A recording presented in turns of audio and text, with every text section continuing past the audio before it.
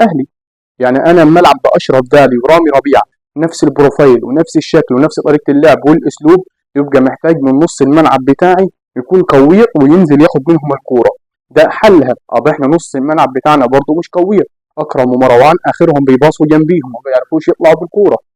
بالاضافه ان بن شرقي وحسين الشحات وامام عاشور الثلاثه قاعدين قدام ومش مش بينزلوا. يعني هم اللي المتنفس المفروض للفريق ما بينزلوش يستلموا الكوره، ودي تعليمات من مدرب. فبالتالي النادي الاهلي مش عارف يطلع بالكوره خالص، النادي الاهلي مش عارف يعمل هجمه.